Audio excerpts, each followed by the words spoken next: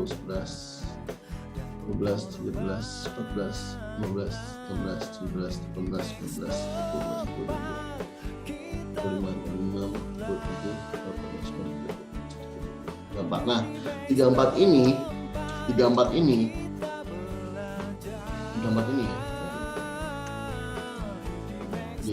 34 ini artinya Fibonacci-nya udah diganti. Penarikannya bukan seperti ini lagi penarikannya. Penarikannya nggak seperti ini, tapi 34 candle ke belakang dilihat high dan low-nya. 34 candle ke belakang, low-nya di sini. High-nya di sini. Ini tingginya dari 34 candle ke belakang. Tarik Fibonacci dari sini. Kita dapat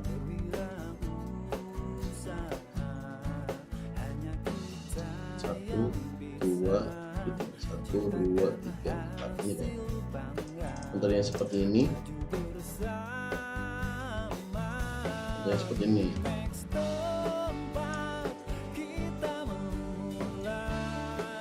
Bentar yang seperti ini di 13 kali belakang di sini kan. Ini pas 34 candle tadi di sini nih. Ini kan pas nih. 50 di sini. Terus karena 34 candle ke belakang itu berubah di sini, jadi kita tarik dari sini ke sini.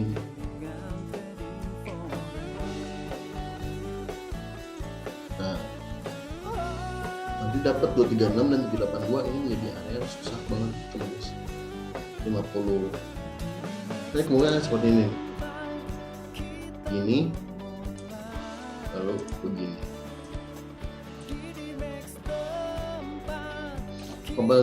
Penentuan periode itu dari mana? Ya itu tadi dari kita trial dan error. Kalau VFW kan pergerakan rata-rata ya, banyak VFW contohnya kayak 8, 21, terus 12, 24. 24 itu dari mana? 24 itu dihitung dari 1 hari, 1 jamnya 24 jam, sekali 24 jam, itu dapatnya 24. 12 itu dari mana? 12 itu dia dari setengah harinya. Itu awal masalah periode 12-24. 13-34 itu dihitung dari angka Fibonacci-nya. Angka Fibonacci jika ditotalkan nanti ketemu ada angka 13 dan 34 juga total dari pelimbahan Fibonacci. Pas sekarang angka 4 jelas beda. 4 kan hitungannya adalah per satu candle per 4 jam kan. Nah, periode ini dibagi 4. Misalkan 13 bagi 4. 12 bagi 4, 12, 23 ya. 3 kali 4, 12. Berarti 12, 2, berarti 3,25an 4. 3,25 di apa namanya? Digenapkan dari 3.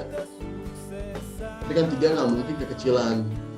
3 angka berikutnya berapa? 5 juga masih kekecilan. 5 5 tambah 3 8. Nah berarti 8 bisa kita coba begitu. Itu angka dapat dari mana? Dari hitungan Fibonacci. Hitungan Fibonacci kan begini Pak, 0 tambah 1 1, 1 tambah 1 2, 2 tambah 1 3 kan, 3 tambah 2 5. Jadi 4 ini nggak ada di angka Fibonacci, tapi dari 3 ke 5. 5 tambah 3 8, 8 tambah 5 13. Dapat tadi situ angka 13. Dan coba-coba ternyata 13 adalah pas sekali, pas banget. Ini 13 kan, hati-hati. Pantulan 13 kayak gimana? Terus tahu di sini berat banget kan. 13-nya mantul. Tapi kenapa nggak ada reaksi? Ya kita harus tahu kenapa nggak ada reaksi, karena marketnya sudah overflow yang kedua.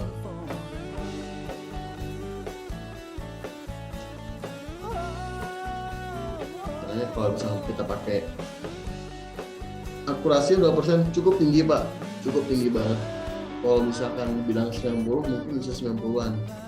Tapi harus jelas ini 1334 itu adalah nggak pakai stop loss.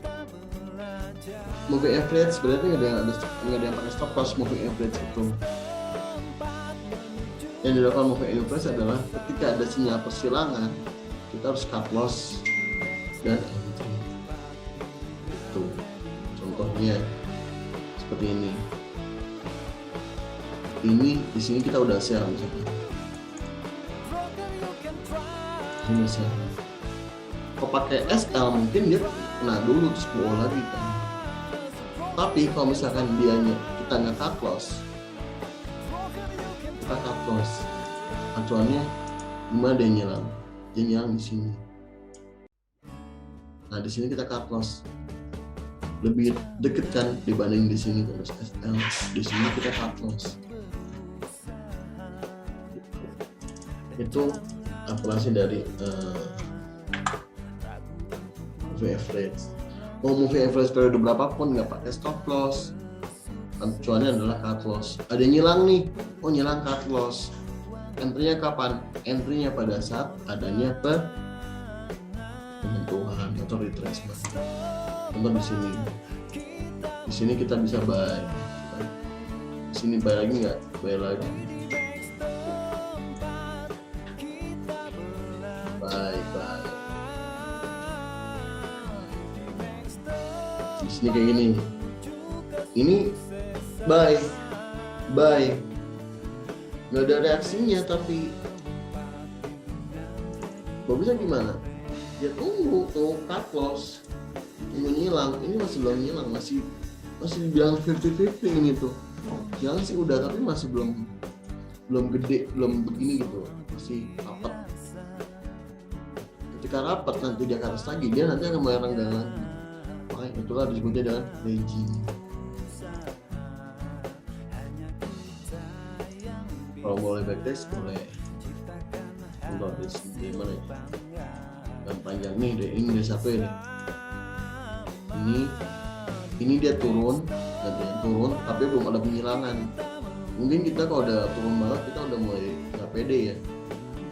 Tapi karena belum ada penyilangan, dihancurkan aja, dia naik lagi nanti. Nah di sini satu buy. Ini buy 1, buy 2. Dia turun ke bawah karena belum nyilang, ya udah antepin. Malah naik kan. Di sini buy. Ini buy. Yang ini mana? Yang ini di sini. Ya udah cut loss. Ini nyentuh sell. Sell 1, sell 2. Hilang lagi, cut loss lagi. Cut loss di sini cut lossnya. Cut loss. Ini nyentuh 1 buy. Nah, ini. Buy. Turun, hilang, cut loss. Nah ini karena cut lossnya langsung nyentuh, ya bayar ini.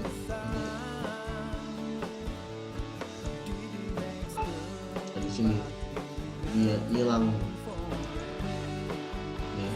Ini buy kan. Di sini cut loss. Cut loss di sini cut atas naik dan di sini nyilang tanggal 13, di sini turun lagi. Sel turun.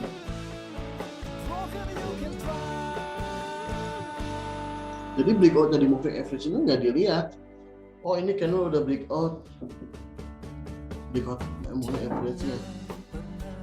Pemain moving average nggak akan peduli. Meskipun dia breakout moving average-nya, selama dia nggak ngasih signal nyilang, dia bakal cuek aja gitu. Santai aja kok, masih belum nyilang juga. Tapi ketika nyilang, dia akan ngehapus. Entry-nya bukan saat dia langsung ngejar entry, bukan. Tapi dia akan menunggu retrace-nya ke sini. Ayun dulu ke moving average, baru diambil sini. Ini kena 1, 2.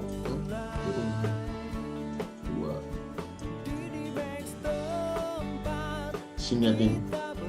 Ini nyilang sel 1, sel 2. Meskipun udah breakout EMA 34, kalau dianya belum belum nyilang, di sini nggak ada nyilang, ya udah jangan hapus. Cuma di sini nyilang, baru hapus. Entry-nya di mana? Entry-nya menunggu ini. 1, 2. Teruskan. Sini lihat. Hapus di mana? Hapus di sini. Nyilangan, hapus. Sel lagi nggak? Salah. 1, 2, sel.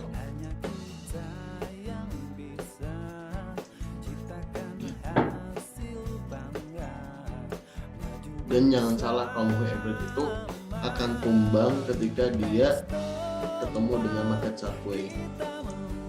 Ketika market sideways, bagusnya kita menggunakan Bollinger Band.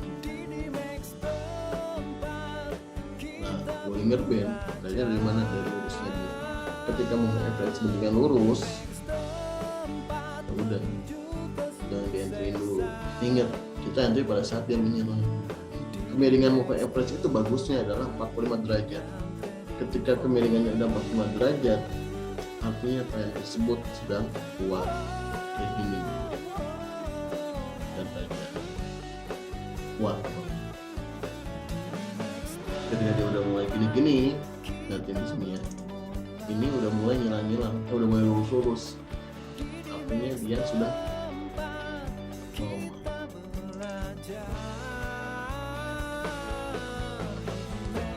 Jadi kalau sau, kemana sau? Tarik aja di sini dulu nih. Ini bakal ketahuan kok hasilnya gimana.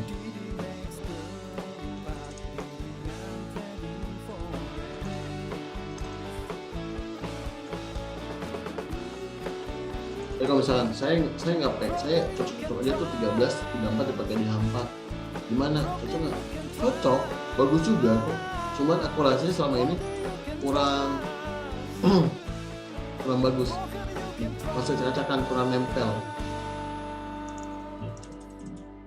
nempel dibandingkan sama tadi 8 dan 13. Kalau 8 dan 13 di hampa, wah ini bagus banget 8 dan 13. 8 nih. Lihat nih. 8 dan 13 apa nggak akan namanya jangan jauhan kali.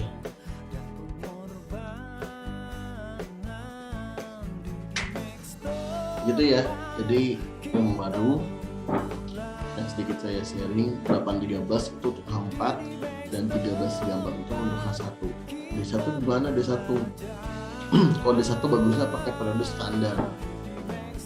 Standar berapa? 20. Ini D1.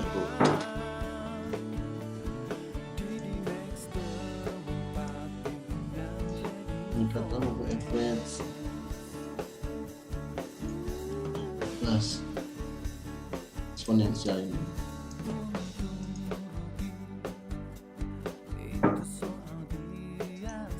Kalau bagusnya 20 ya. Kalau misalkan ini tuh bagusnya 20. Kenapa 20 satu candle periode itu ada 20 candle kan? Ada 20 candle satu periode bulan, satu bulan itu. Jadi bagus pakai 20. Tapi kenapa moving average itu jadinya pakai 14? karena 20 sudah dipakai oleh Bollinger Band. Jadi ketika pakai Bollinger Band segmennya otomatis akan sama dengan middle band-nya. Gitu Bapak Ibu.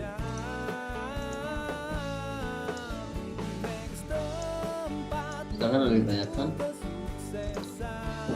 semua indikator diciptakan untuk D1 sebelumnya tuh. Jadi kalau misalnya untuk kita pakai analisa D1, jangan ubah lagi. Karena itu gunanya untuk analisa di D1.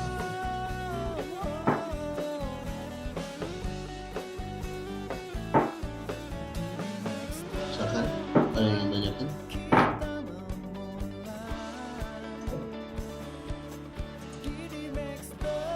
udah mulai naik, semoga sampai tujuan.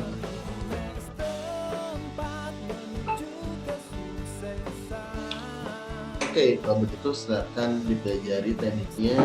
Ingat ya, kalau H1 13/4, kalau H4 itu 8 dan 13. D1 semuanya cukup standar aja, pakai indikator apa itu bagusnya standaran. Karena indikator itu untuk yang D1 bukan untuk H1.